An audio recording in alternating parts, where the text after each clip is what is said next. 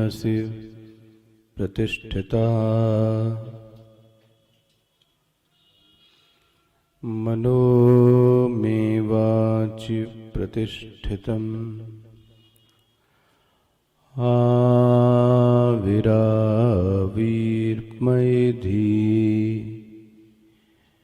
वेदस्यमवाणिस्थः श्रुतं मे मा प्रहासीः अनेनाधीतेन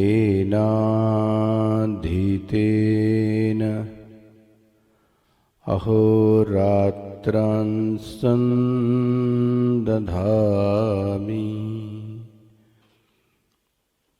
ऋतं वदिष्यामि सत्यं वदिष्यामि तन्मामवतु तद्वक्तारमवतु अवतु माम्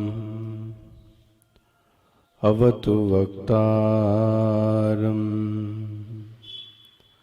अवतु वक्तारम् ॐ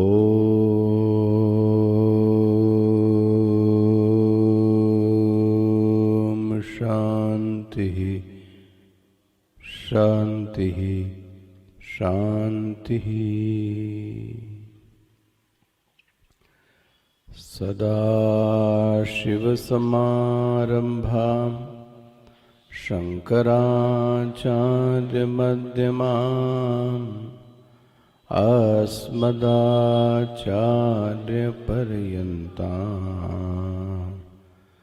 वन्दे गुरुपरम्परां शङ्करं शङ्कराचार्यं केशवं वादरायणं सूत्रभाष्यकृतौ वन्दे भगवन्तौ पुनः पुनः भगवन्तौ पुनः पुनः भगवन्तौ पुनः पुनः।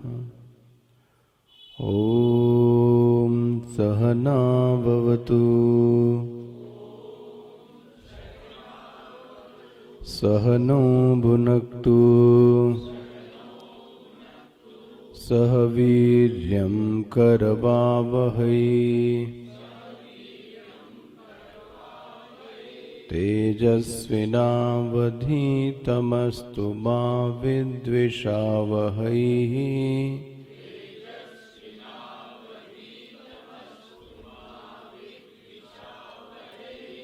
ॐ शान्ति शान्ति शान्तिः।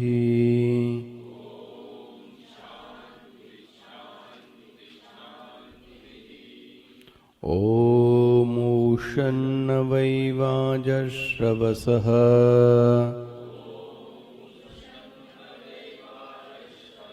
सर्ववेदसंददौ तस्य नचिकेता नाम पुत्रवास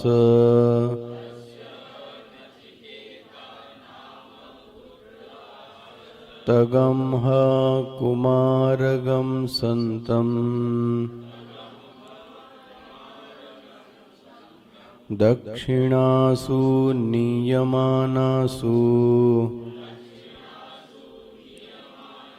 श्रद्धा विवेशसो मन्यत पीतोदका जगदत्रणा दुग्धदोहा निरीन्द्रियाः अनन्तानां ते लोकाः तान् स गच्छति तान् ददत सहोवाच पितरम् ततः कस्मै मां दास्यसीति द्वितीयं तृतीयं तगं होवाच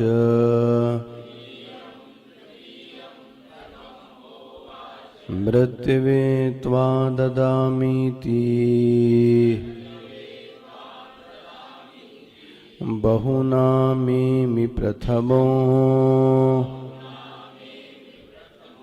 बहुनामेमि मध्यमः किगंसि मध्यस्य कर्तव्यम् यन्मयाद्य करिष्यति अनुपश्य यथा पूर्वे प्रतिपश्य तथा परे सस्यमिवमर्त्य पच्यते सस्यमिवाजायते पुनः वैश्वानर प्रविशति अतिथिर्ब्राह्मणो गृहान्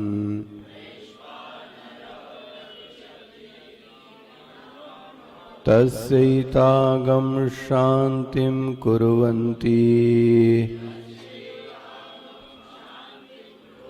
हरवैवस्वतोदकम् आशा प्रतीक्षे संगतगं सूनृतां च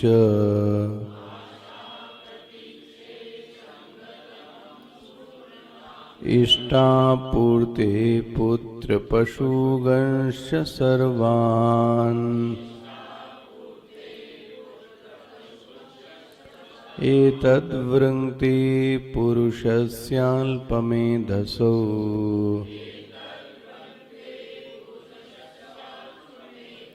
यस्याननश्नन् वसति ब्राह्मणो गृहे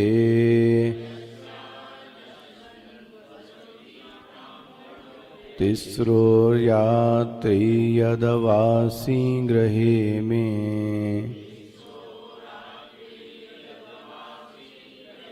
अनश्नन् ब्रह्मन्नतिर्नमस्यः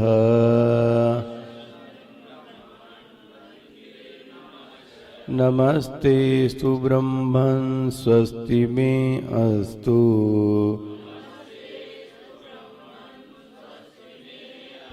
तस्मात् प्रतीतीन् वरान् वृणीष्व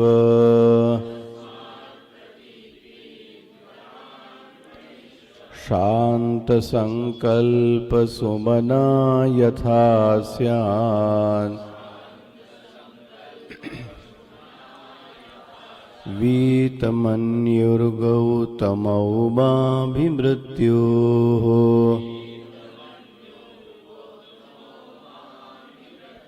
त्वत्प्रशस्तं मा विवदेत् प्रतीत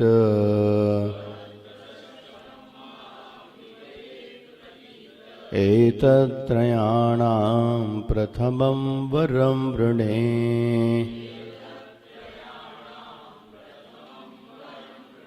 यथा पुरस्ताद् भविता प्रतीत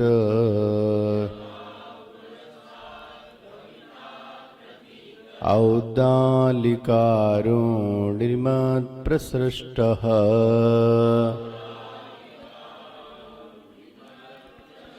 सुखगं रात्रिर्शयितावीतमन्युः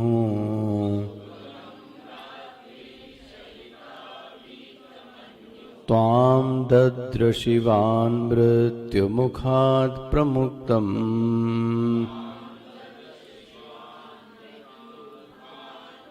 स्वर्गे लोके न भयं किंचनास्ति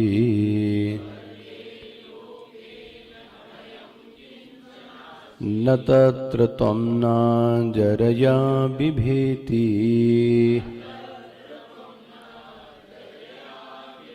उभे तीर्त्वा अशनाया पिपासे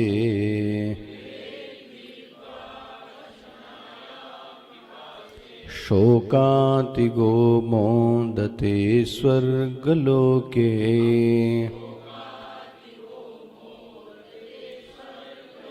सत्वम् अग्निगं स्वर्गमध्येषि मृत्यो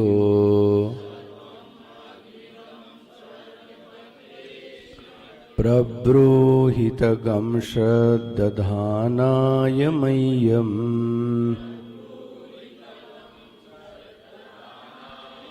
स्वर्गलोकामृतत्वं भजन्त एतद्द्वितीयेन वृणेवरेण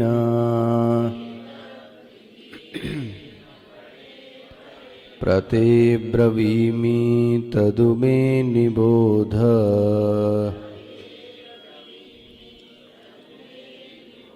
स्वर्ग्यम् अग्निं नचिकेत प्रजानन्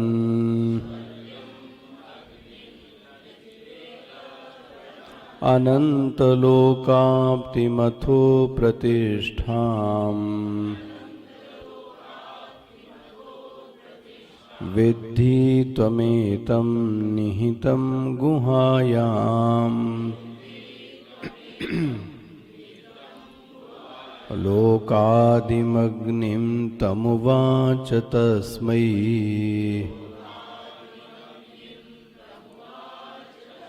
या इष्टकायावतीर्वा यथा वा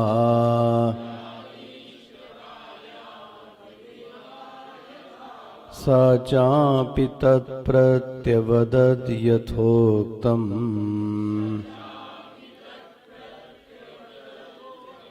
अथास्य मृत्यु पुनरेवाहतुष्टः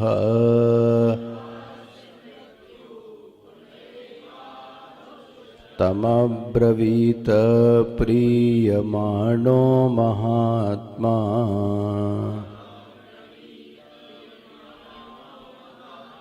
वरं तवेहाद्य ददामि भूयः तवैव नाम्ना भवितायम् अग्निः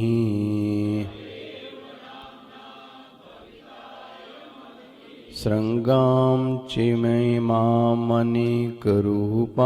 गृहाण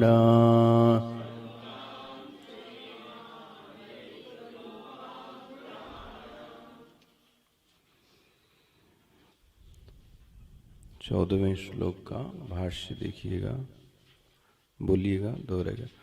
मृत्योः प्रतिज्ञेयम् प्रतेतुभ्यं प्रब्रवीमि। क्यों छेड़ दिया? यत्त्वया प्रार्थितम् तदु मे मम वचसः निबोध। थोड़ा इको क्यों कम कर दिया? तदु मे मम वचसः निबोध बुद्धस्वैकाग्रमनाः संस्वर्ग्यं स्वर्गाय हितम्। क्यों छेड़ देते हो? अच्छा खासा चल रहा था, अपनी कलाकारी के चक्कर में। संस्वर्ग्यं स्वर्गाय हितम् स्वर्गे साधम् अग्निम् हे नचिकेतः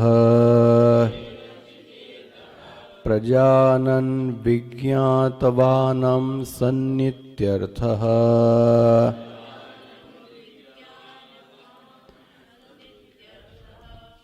हे नचिकेतः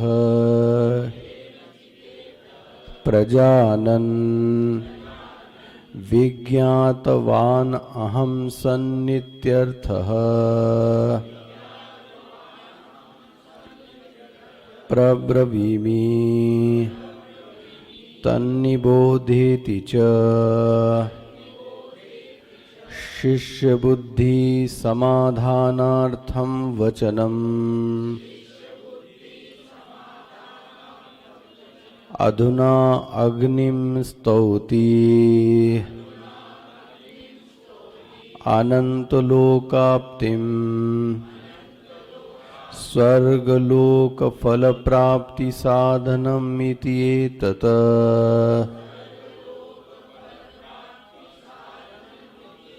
अथ अपि प्रतिष्ठामाश्रयम् जगतः विराडरूपेण तम् एतद् अग्निं यथोच्यमानं विद्धि जानीहि।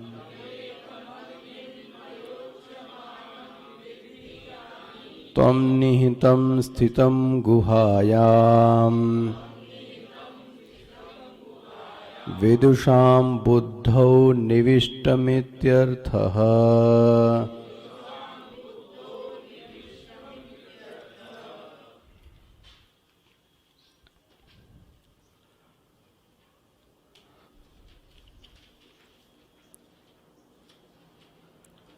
तो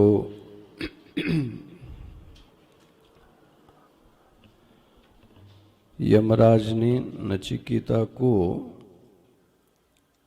3 वर के लिए आज्ञा दी कि हे नचिकेता, तुम 3 वर मांग सकते हो जिसके कारण मुझे जो पाप लग रहा है वो दूर हो जाएगा।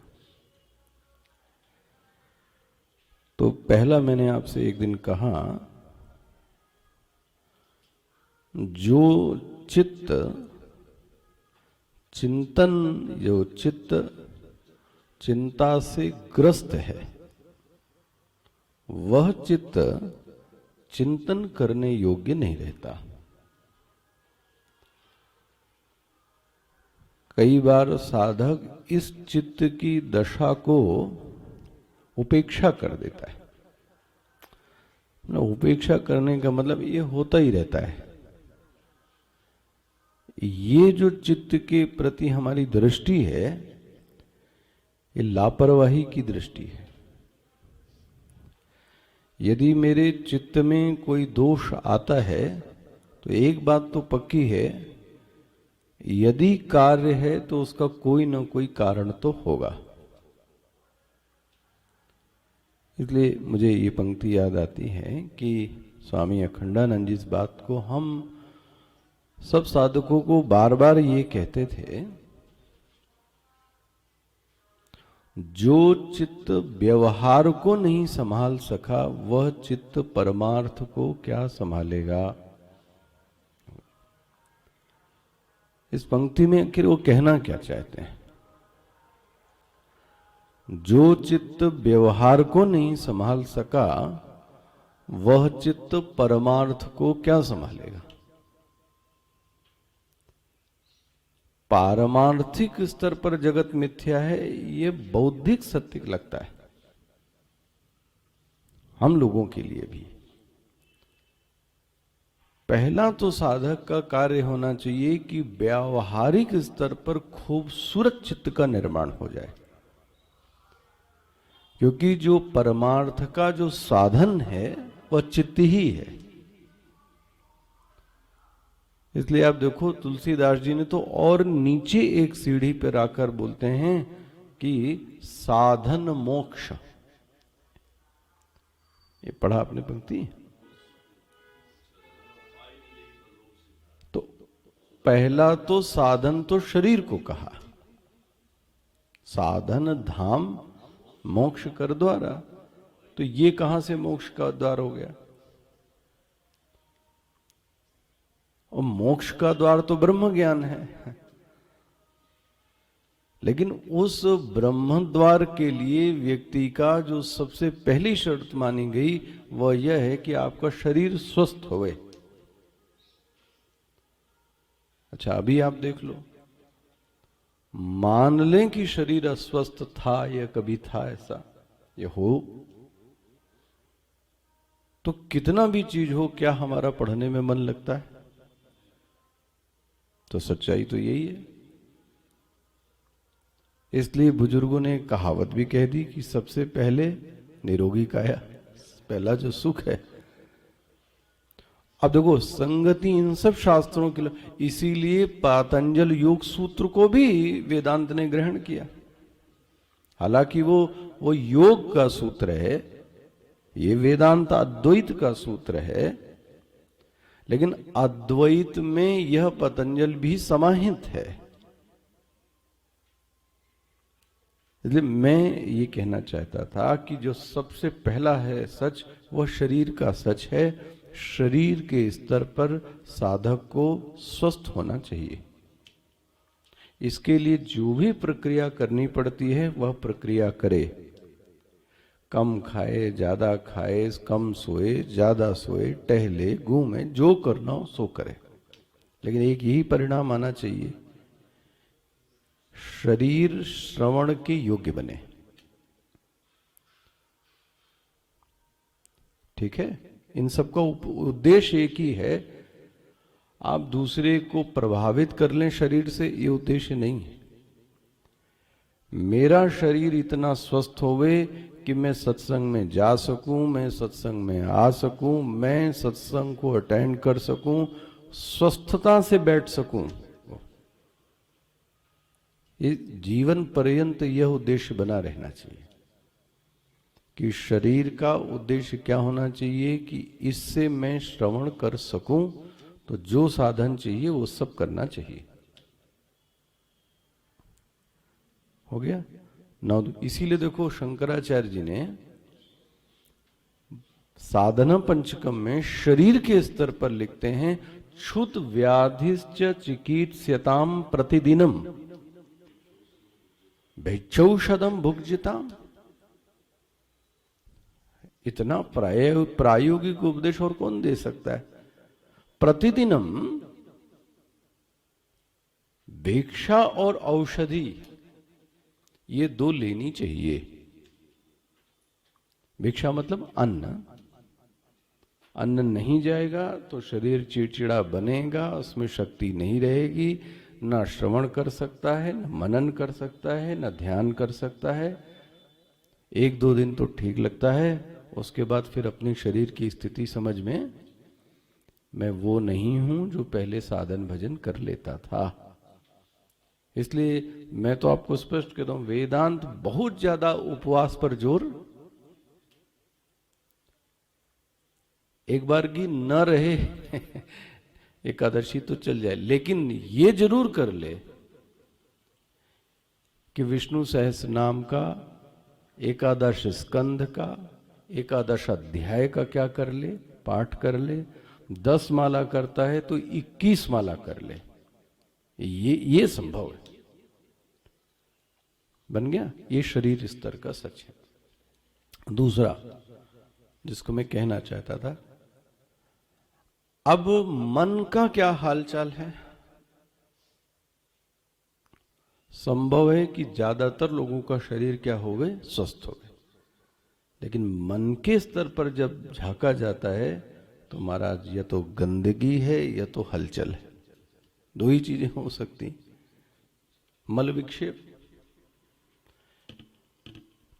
अब मन की गंदगी ये है, देखो आप, कि जब सूक्ष्म बातें बोली जाती हैं तो मस्तिष्क को समझ में ही नहीं आता।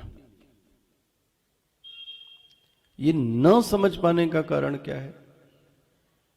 कि बोले बुद्धि नहीं है, बोले बुद्धि है, लेकिन बुद्धि में जो पैनापन होना चाहिए, जो सूक्ष्मता होनी चाहिए, जो गहराई होनी चाहिए, वो गहराई नहीं है। बन गया। तो एक तो ये समस्या है।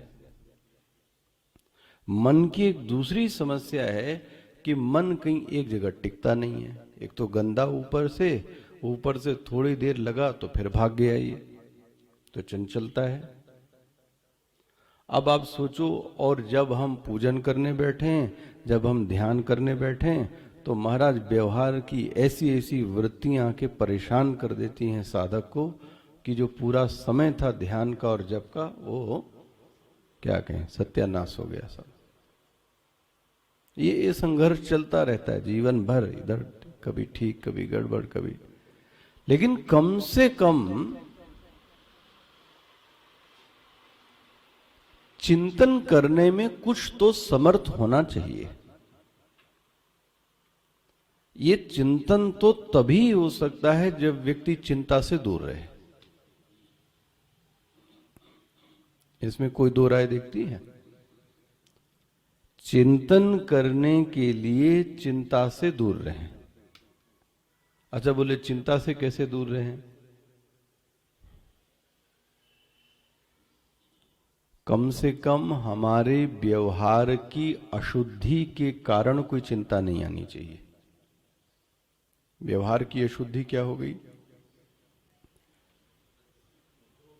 क्रोध कर दिया, काम, लोभ, ये व्यवहारिक समस्या है भाई। ये तो जीवन भर चलेगा, लेकिन कम से कम जो मेरे व्यक्तिगत व्यवहार दिन प्रतिदिन की जो समस्या आ रही है कि मैंने उससे झगड़ा कर लिया, मैंने उसको गलत बात बोल दी, नहीं बोली तो उसके लिए मैंने मन में गलत बातें सोच ली, जिसके कारण चित्त द्वेष हो रहा है, अग्नि जल रही है अंदर। अब जब ध्यान में बैठते हैं तो वो व्यक्ति का चिंतन जागृत हो गया। तो अब बताओ आप क्या करोगे ब्रह्म ज्ञान का चिंतन? इसलिए कहा गया चिंतन को करने के लिए पहले चित्त क्या हो, स्वस्थ हो गए। उसके लिए मुझे जो सबसे अच्छा उपाय दिखा वह यह दिखा कि व्यवहार क्या होना चाहिए, शुद्ध होना चाहिए। उसमें भी सबसे अच्छा है जितना कम कर सके उतना कम करे, जितना अपेक्षित है उतना ही करे। कल जैसे मैं मानस में कह रहा था कि सिर और वाणी, मस्तिष्क और जिह्वा, ये दो का संयोग है। इसी को गणेश जी और सरस्वती जी बोला गया, वंदे वाणी विनायक। वाणी सरस्वती है, क्या बोलते हैं और क्या सोचते हैं, ये गणेश है। ये दोनों सीध में हुए तो साधना तो गुरुम शंकर रूपिणम, फिर तो वह गुरु की बातें समझ में आती है ना। भवानी शंकरो वंदे श्रद्धा विश्वास रूपिणो। तो मैं ये दो सच्चाई कह रहा था कि पहले तो शरीर ठीक स्तर पर हो जावे, दूसरा व्यवहार हमारा ठीक होवे, जिससे कि वह सिर्फ उद्देश्य यह है चिंतन करने में समर्थ होवे। देखो वहां की उपलब्धि क्या है, श्रवण के योग्य बने। यहां की उपलब्धि क्या बन गई, मैं चिंतन करने में समर्थ हूं, किसी चीज को विश्लेषण कर सकूं, किसी चीज को समझ सकूं। तो ये सामर्थ्य साधक में आनी चाहिए, बनता है ना। अब इसी को कल मैंने एक सबसे मतलब वेदांत का जो शब्द है शोभन परिस्थिति, कल मैं कह रहा हूं। जिन चीजों से मैं सदैव घिरा हुआ हूं, जिनको मैं कभी अवॉइड नहीं कर सकता, वो है परिस्थिति। इसका सबसे अच्छा हिसाब मुझे यही लगा। और सरल भाषा में, जो न मुझसे पूछ के आती है, न जो मुझसे पूछ के। अब देख लो, आप बंटवारा कर लो कि कौन सी चीजें मुझसे बिना पूछ के आ रही हैं और कौन सी चीजें मुझसे बिना पूछ के। तो कर लो, आप देख लो क्या क्या है। कई बार लोग बोलते हैं ना कि पुरुषार्थ का बंटवारा कैसे करें, प्रारब्ध का बंटवारा कैसे करें। तो सीधी है कि जो चीजें आपसे बिना पूछे दी गई वो आपकी किस्मत है। बोले क्या दिया गया, तो शुरुआत कर लो आप।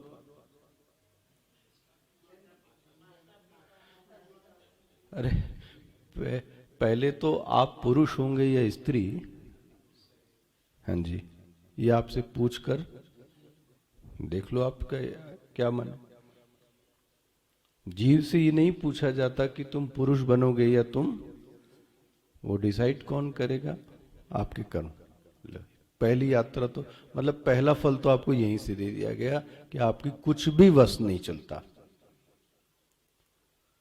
कहां पैदा हो गए,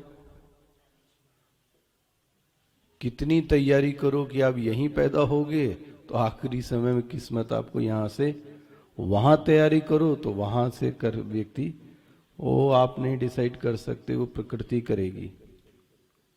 कौन माँ बाप होगा? कुछ भी आप एक तरीके से ऐसा देखो तो जो जीव है वो हेल्पलेस दिखाई देता है, अनाथ की जैसे दिखता है, कुछ भी उसके हाथ में नहीं है। इसको बोलते हैं किस्मत प्रारब्ध, जो कहना। हाँ, इसमें जो करता है वो उसका पुरुषार्थ। तो नचिकेता ने जो पहला वर मांगा है, देखो आप, तो आप देखो क्या कितने दिमाग से। कल मैं कह रहा था नचिकेता स्वर्गार्थी नहीं है, कल आपने एक शब्द पढ़ा था ना, स्वर्गार्थी कहां से होगा। लेकिन नचिकेता ने चिंतन के लिए जो पहले समस्या थी उस समस्या का हल किया है। समस्या ये थी कि मैं अपने पिता को छोड़कर आया हूं और मेरे पिता दुखी होंगे, नाराज होंगे, अवसाद में होंगे, तो मैं अपने पहले पिता को क्या करूं, खुश करूं। अध्यात्म नाराजगी और आवेश से नहीं चलती, दो चीजें हैं। अध्यात्म आवेश का भी नाम नहीं है।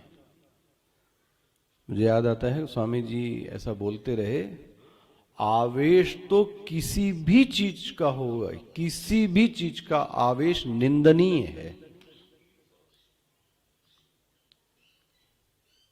आवेश है मतलब क्या हुआ,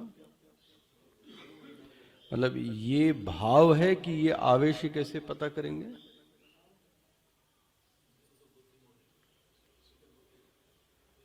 बुद्धि की जो एमसीवी है वो गिर जाती है, बुद्धि काम नहीं करती, आवेश में फिर हावी है ना, बुद्धि गिर गई, सोच विचार नहीं कर पाती बुद्धि, ये आवेश है। देखो मैं आपको कहा था, दूसरे अध्याय का पहला श्लोक क्या है, तम तथा कृपया आविष्टम। ये कौन सा आवेश प्रकट हुआ अर्जुन में, कृपा का, कोई गलत आवेश नहीं। तम तथा कृपया आविष्टम अश्रुपूर्णा कुलेक्षणम, आवेश मारा भर गया। भगवान ने उसको कहा कुतस्त्व, ये कहां से आ गया, क्या कृपा। बोले वो तो ठीक है कृपा है, तो विषमे, ये कोई समय है। देखो सही भाव होवे लेकिन उसका समय गड़बड़ होवे, भगवान ऐसे को हाँ कश्मल कहते हैं। देखो पूरा देखो, कुतस्त्वा कश्मल इदम, इदम मतलब क्या, इदम दिस कृपा भावम, कुतस्त्वा कश्मलम इदम विषमे समुपस्थितम अनार्यम अजुष्टम अस्वर्ग्यम अकीर्तिकरम। ओहो, ये देखो आवेश की निंदा है। अध्यात्म का भी आवेश हो वो भी बुरा है महाराज। कोई बंद हो गया तो कमरे में ही बंद है, नहीं खा रहा तो नहीं खा रहा है, पढ़ रहा है तो पढ़ ही रहा है, ये भी आवेश गड़बड़ है। बहुत सारे साधकों के जीवन में होता रहता है। तो मैं ये कहना चाह रहा था, देखो नचिकेता ने बुद्धिमता से सबसे पहले अपनी बुद्धि को शांत कर लिया। क्या बोलता है, शांत संकल्प सुमना यथा स्यात्। आप तो यमराज पहला वर दीजिए कि मेरे पिता क्या हो जाएं, शांत हो जाएं। अच्छा पिता शांत हो जाएंगे तो उससे मैं भी शांत हो जाऊंगा। और अपनी भी परेशानी का हल कर लिया कि जब आप यहां से मुझे भेजें, ओहो इसका मतलब मैं सदैव यहां पे रहना नहीं चाहता। मैं यहां से जाऊं तो मुझे मेरे पिता पहचान लें और मुझे वो प्यार से जैसे पहले देखते थे। तो स्पष्ट हो गया, देखो आप क्या बढ़िया वर है वेदांत के लिए, कोई दिक्कत नहीं ईश्वर मांगने में। स्पष्ट हो गया ये पहले वर क्या चाहता है। ये दूसरा वर, दूसरे वर को एक शब्द में बोल दें, शोभन परिस्थिति की उच्चतम स्थिति की मांग है। जो जीवन में सबसे शोभनतम हो सकता है उसका नाम है स्वर्ग। शोभनतम, क्या शोभन हो सकता है? बोले महाराज यहां तो डर सताता है। ओ, फिर दूसरा मृत्यु का तो सबसे डर लगा रहता है यहां पर, अब मरे अब मरे अब मरे, ये बीमारी। तीसरा बुढ़ापे का डर अलग, ओहो उम्र का। चौथा भूख और प्यास, अशनाया पिपासा। बोले ये सब मृत्यु लोक में सताती हैं। जहां इन सब का वियोग हो जावे उसको स्वर्ग लोक कहते हैं। कर लो, यहां पे कोई कर सकता है इनका वियोग? इसका वियोग करके दिखाओ आप, एक का भी वियोग कर लो। यहां पे बुढ़ापे को मना कर सकते हैं? तो ऐसा कौन शूर साह बड़ा हुआ जो बूढ़ा नहीं हुआ? यहां कौन व्यक्ति है जिसको भूख और प्यास यहां पर सताती? कौन है जिसको मृत्यु का डर नहीं लगता? ले, तो बोले इसीलिए ये नरक मृत्यु लोग इसीलिए। मुझे उस लोक के बारे में बताइए जहां इन सब का नितांत अभाव है। मोदते स्वर्ग लोके, वहां तो सिर्फ क्या है? प्रसन्नता का निवास है। स्पष्ट हो गया ये चीजें? मेरे ख्याल पूरा आपके पास उपनिषद आपके संज्ञान में दिमाग में आ गया होगा। यमराज को ये समझ में आ गया कि ये बालक है तो चालाक, ये पूर्ण तैयारी से आया है और पहले से ही बहुत कुछ क्या करता है जानता है। ये भी नहीं, यमराज तो चुप है और वो सीधे बोलता है स्वर्ग लोक की जो बात मैंने कही है। अच्छा, जो बात कही है मतलब समझते हैं क्या है? भाष्य में जरा भाष्य देखिए, ये 17वें का। कोई अन्य स्वर्ग की बातें मुझे मत छेड़ना, इधर उधर मत ले जाना। क्या बोलते हैं? पहला, एवं गुण विशिष्टस्य स्वर्गलोकस्य। वाह, हाँ मिल गया आपको 17वें पेज पे, मतलब 13वें श्लोक का पहला ही शब्द था। 13वें श्लोक का मिल गया पहला ही शब्द, एवं गुण। एवं मतलब क्या हुआ? इस प्रकार, किस प्रकार? जो मैंने पहले बताया है। एवं गुण विशिष्टस्य, मुझे किसी अन्य लोक स्वर्गलोक की बातें मत बताना, क्योंकि ब्रह्मलोक भी स्वर्गलोक है एक तरीके से। एवं गुण विशिष्टस्य, जो मैंने आपसे अभी पहले कहा। क्या कहा? न भयम किंचनास्ति नत्र त्वं न जरया बिभेति उभे तीर्थ्वा शनाया पिपासे मोदते स्वर्गलोक। ये वाला बताना, एवं गुण विशिष्टस्य, और उसका नाम स्वर्गलोकस्य। ये जो स्वर्गलोक की प्राप्ति है, मुझे पता है यमराज जी, इसकी एक विद्या है। वाह, क्या विद्या है? बोले अग्नि विद्या। देखो, अग्निम स्वर्गम अध्येषि, स्वर्ग तो फल है, साधन कौन हो गया? अग्नि विद्या।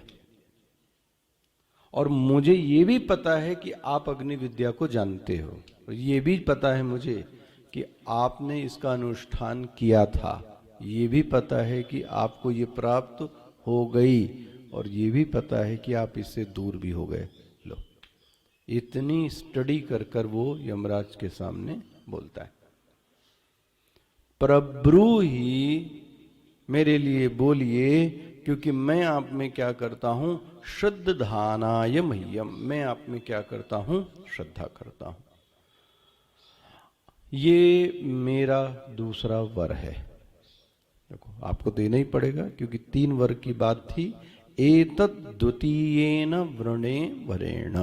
स्पष्ट हो गया सब, यहां तक दिमाग में आ गया।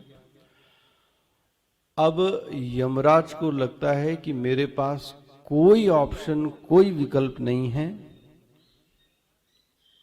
सीधा एक रास्ता है कि इस नचिकेता को मैं सीधा सीधा ये विद्या क्या कर दूं, तभी मैं उर्ण हो सकता हूं।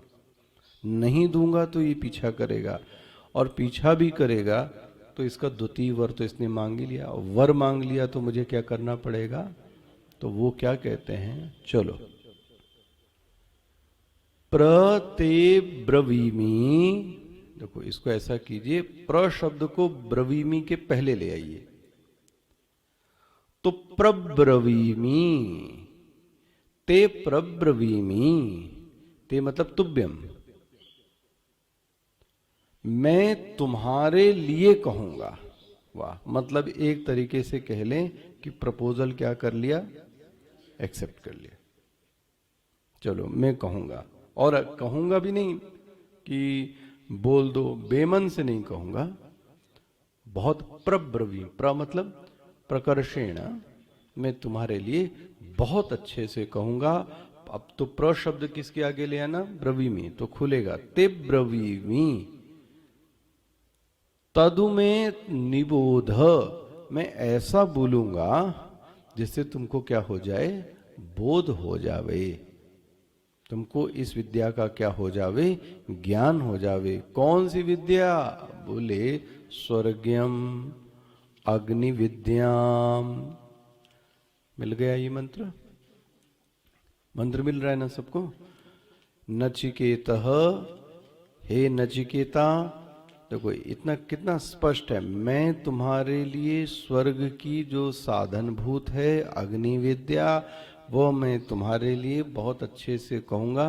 तुम ध्यान से सुनो, देखो ध्यान से सुनो, इससे क्या होगा, अनंत लोकाप्तम। ओहो, इस विद्या को प्राप्त करने पर अनंत लोक की क्या हो जाएगी तुमको, मतलब व्यापकता की प्राप्ति हो जाएगी, और यही लोक सभी की प्रतिष्ठा है। ये वाक्य गहरा है, इसको समझना चाहिए। यही सबकी प्रतिष्ठा है। और एक बात बहुत बड़ी की महीन, ये विद्या ग्रंथ में नहीं है। वाह, ये विद्या बुद्धिमानों के, संतों के, जीवन मुक्त संतों के निहितम गुहायाम, कहाँ है, उनकी बुद्धि में है। कहीं तुमको पढ़ने को नहीं मिलेगा, बन गया, ये पढ़ने को नहीं मिलेगा, ये उनकी बुद्धि में है। कहाँ लिखा है, इसलिए शब्द क्या लिखा है, गुहायाम।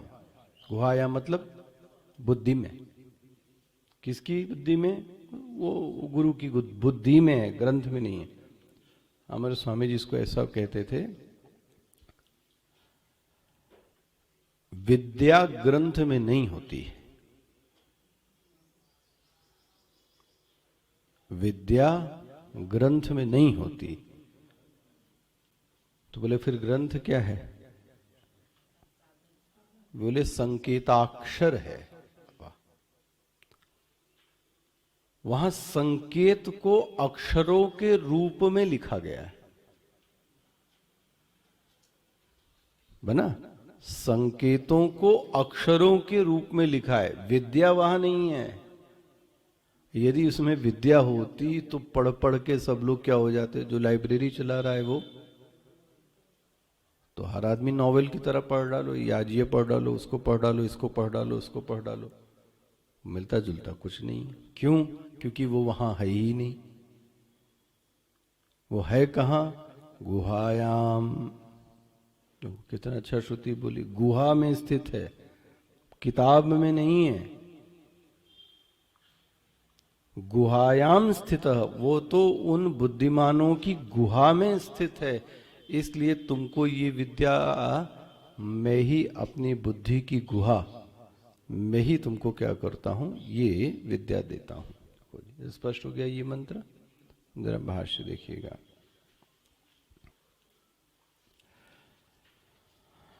मृत्यु हो प्रतिज्ञेयम हे नचिकेता प्रते तुभ्यम प्रब्रवीमि। देखो जी, जो तुमने प्रतिज्ञेयम, जो तुमने जानने की इच्छा मेरे सामने रखी है, ज्ञेय, ज्ञेय मतलब जानना, प्रतिज्ञेयम जो जानने की इच्छा रखी है, प्रते तुभ्यम प्रब्रवीमि, वो मैं तत् यत्त्वया प्रार्थितम, जो तुमने मुझसे प्रार्थना की है, तदु में मम वचसः निबोध। लेकिन देखो भाष्यकार कितना अच्छा ट्रांसलेट, मैं कहता हूं, लेकिन एक शब्द क्या बोला पता है? निबोध। भाष्य ना यमराज कहते हैं निबोध। निबोध का भाष्यकार ने क्या अर्थ किया? क्या मैं बोलने तो जा रहा हूं, लेकिन ध्यान रखो एकाग्रता से सुनना। भाई इसी एकाग्रता से सुनने को ही तो मुझे ये लगता है कि जो श्रौत परंपरा चली वो कैसे चली? गुरु बोले और शिष्य को विस्मृत हो जावे, शिष्य को कुछ याद ही नहीं, तो क्या यह विद्या आगे जा सकती थी? ना भाई प्रिंटिंग थी, ना किताब थी, ना रिकॉर्डिंग थी, तो कुछ तो नहीं था पहले, तो ये विद्या चली कैसे आगे? गुरु बोलते थे, शिष्य सुनता था, और शिष्य सुनता ही नहीं, सुनते सुनते उसकी मेधा में क्या हो गया, और वह शिष्य फिर दूसरे को बोलता। इसी को बोलते हैं श्रौत परंपरा। श्रौत मतलब सुन सुन कर ये विद्या यहाँ, सोचो उसके बाद ये प्रिंटिंग में आई होगी, फिर उस पत्र पे लिखी गई होगी, भोज पत्र पे सबसे पहली चीज, तो वो भी कैसे लिखी गई होगी? पहले उसके दिमाग में थी, फिर दिमाग से क्या की उसने भोज पत्र पे। इसलिए नचिकेता बोलते हैं यहाँ तो कोई ऐसा तो रिकॉर्डिंग तो है नहीं कि मैं तुमको पेपर दे रहा हूं, मैं जो कह रहा हूं निबोध, ये शब्द निबोध मतलब एकाग्र मनाह, मिल गया? बहुत एकाग्रता से सुनना, सो गए तो सो गए, बोले चली गई विद्या। इसका मतलब तुम विद्या के प्रति, हाँ अब क्या कहा जाए, या तो ये योग्य व्यक्ति नहीं है, योग्य व्यक्ति नहीं है। दूसरा हो सकता है इसके अंदर तमोगुण, इसका मन अच्छा नहीं है, इसके उपयुक्त नहीं है ये व्यक्ति, तो ब्रह्म विद्या वहां से क्या हो गई, खिसक गई। चलो बोले ये इसके पास नहीं बन गया। इसलिए देखो यमराज भी कितना एक बोले निबोध, कैसे सुनना, एकाग्र बुद्धि लाना और एकाग्रता से सुनना, एकाग्र मनाह, मिल गया? मैं अंडरलाइन कर लीजिए ये, एकाग्र मनाह, जो मैं यह तुमको अग्नि विद्या देने जा रहा हूं, उस अग्नि विद्या को एकाग्र मन से सुनना। संस्वर्ग्यम स्वर्ग्याय हितम स्वर्ग साधन अग्निम। वाह देखो, स्वर्ग की प्राप्ति के लिए साधन भूत अग्नि। वाह हो गया। हे नचिकेतः प्रजानन, प्रजानन मतलब विज्ञातवान अहम, क्योंकि ये विद्या मुझे पता है। देखो स्पष्ट स्वीकार कर लिया, ये विद्या मुझे पता है, तो मैं तुमको अब ये विद्या क्या करता हूं, देता हूं। प्रब्रवीमि, भाष्य देखते जाइएगा। तन्निबोधेति, देखो ये और अंडरलाइन कीजिए, शिष्य बुद्धि समाधानार्थम। क्या बोल रहे हैं? अंडरलाइन क्या? ये शिष्य बुद्धि समाधानार्थम, इसका अर्थ क्या हुआ? शिष्य की बुद्धि का समाधान करने के लिए, समाधान मतलब क्या हो गया, सम्यक प्रकार आधान करने के लिए। सम्यक प्रकार आधान मतलब क्या हो गया, अच्छी तरीके से उस विद्या को उसमें क्या करने के लिए, डालने के लिए।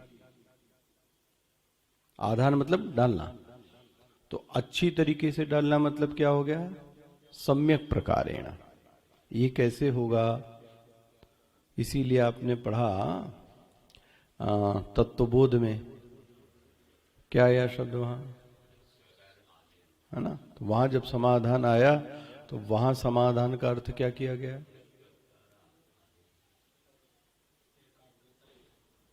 वहां स्वकर्तव्य अनुष्ठान में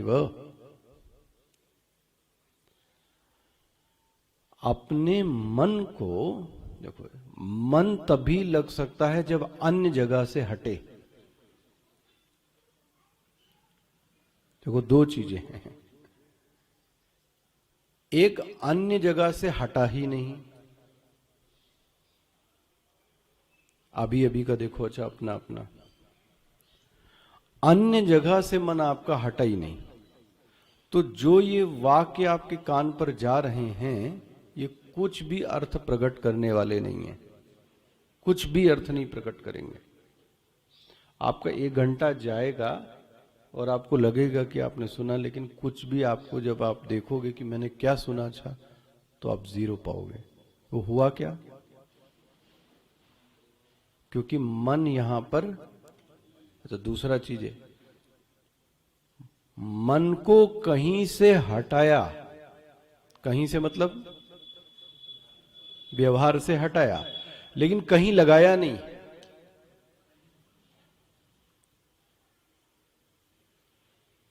इस अवस्था को नींद कहते हैं, समझना भाई। इसलिए पतंजलि ने अभाव प्रत्यय लंबना वृत्ति ही, मन को यहां से तो हटा दिया, लेकिन अब वो ध्यान रखना, मन एक ऐसी चीज है कि अगर मन को कोई विषय आपने नहीं दिया, मन को कोई विषय नहीं दिया तो वो सो जाएगा। यही साधना काल में ध्यान रखने वाला होता है। भाई इन सबसे मन को आपने क्या कर दिया, लय कर दिया, दुनिया से कर दिया। अच्छा लय तो कर दिया आपने, लेकिन अब उसको कोई सहारा तो आपने, ध्यान करते समय बाधा क्या आती है, आदमी ये कहता है कि मैंने सब कुछ हटा दिया, बहुत सुंदर, अब उसके मन में आता अब क्या करें, अब क्या करें, इसका मतलब ये चीज पहले से इसकी तैयारी, भाई कार खरीद लाए, गाड़ी खरीद लाए, चलाना नहीं आता है तो आप स्टीयरिंग पे बैठ सकते हो, इसके आगे कुछ कर नहीं सकते आप, यही हुआ ना। तो मन तो अच्छा मिल गया हो, ये दूसरा स्टेप, लेकिन उस मन को कहीं नियोजित नहीं किया।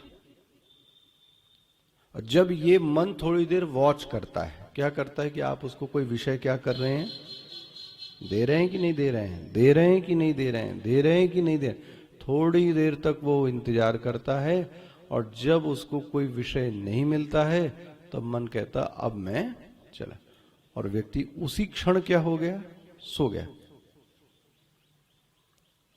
अच्छा ये नहीं समझ में आता तो रात में नींद कब आती है, अच्छा जब तक कोई विषय चलता रहता है। कब तक, 2 बजे रात में भी चले कोई दिक्कत नहीं, तब तक नींद नहीं आने वाली।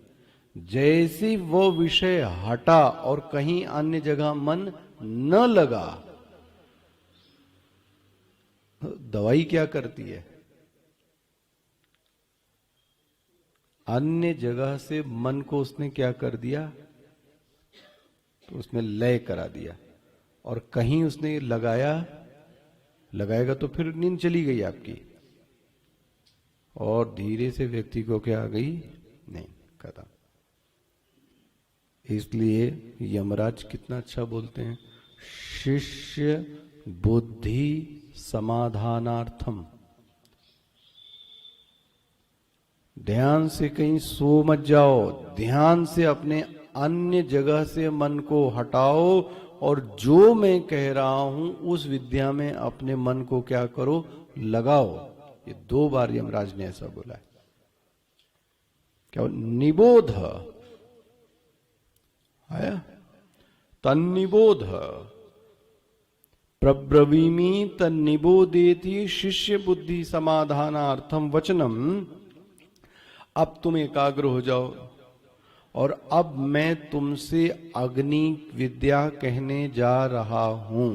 अग्निम स्तौति, मिल गया, अग्नि विद्या कहने स्तुति करने जा रहा हूं। अनंत लोकम आप्तिम स्वर्ग लोक प्राप्ति साधनम इति एतत्। यह जो अग्नि है अनंत लोकों की साधन भूत आश्रय है। वाह। अथ, देखो ये भाष्य, अथ अपि प्रतिष्ठाम आश्रयम जगतः। ये क्या करोगे इसका अर्थ, ये जगत का आश्रय है। अभी ये पंक्ति कहां से आ गई, ये जगत का आश्रय है। अथ प्रतिष्ठाम आश्रयम जगतः विराट रूपेण। ये इसकी संगत क्या लगाओगे, बात तो कुछ और हो रही थी, एकदम से कुछ और बातें बोलने लगे।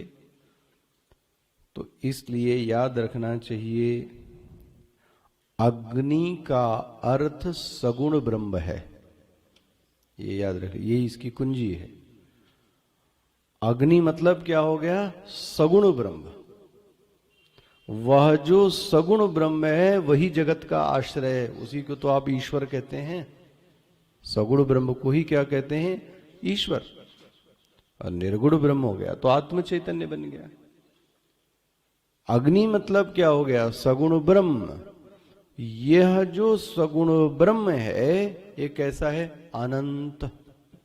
और यही सगुण ब्रह्म प्रतिष्ठाम आश्रयम जगतः, पूरे जगत का जो आश्रय है वो कौन है, ये अग्नि। अग्नि मतलब सगुण ब्रह्म। विराट रूपेण, किस रूप में स्थित है, ओहो व्यापक है।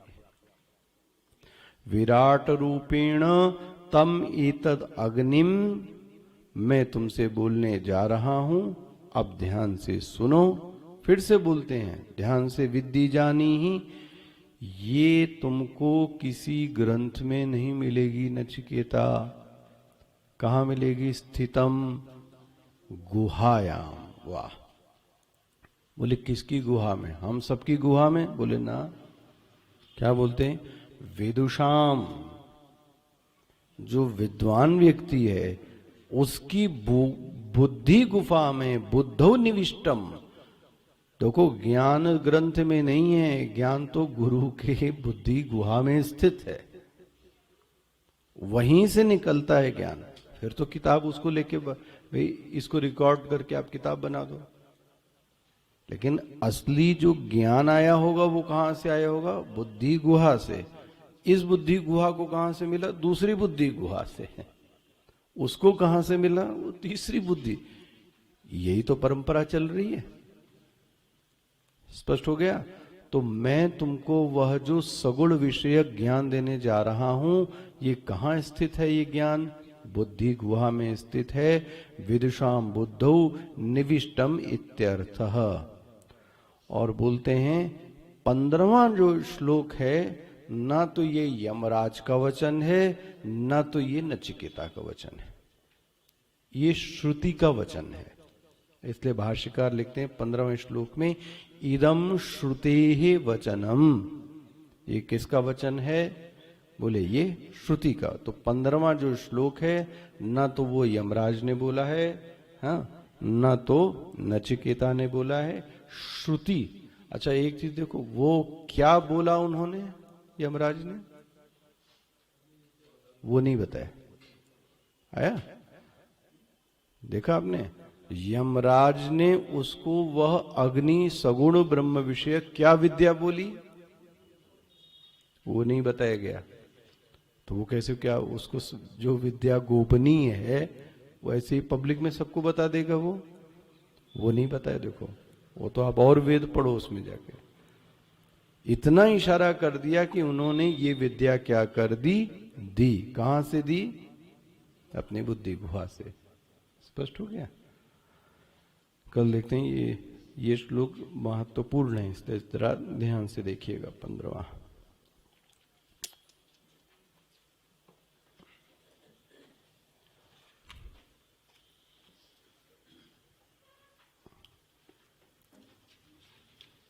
महिषासुर मर्दिनी। ऐ गिरिनन्दिनि नन्दिनि मेदिनि विश्वविनोदिनि नन्दिनुते गिरिवरविन्द्यशिरोदिनि वासिनि विष्णुविलासिनि जिष्णुनुते भगवति हे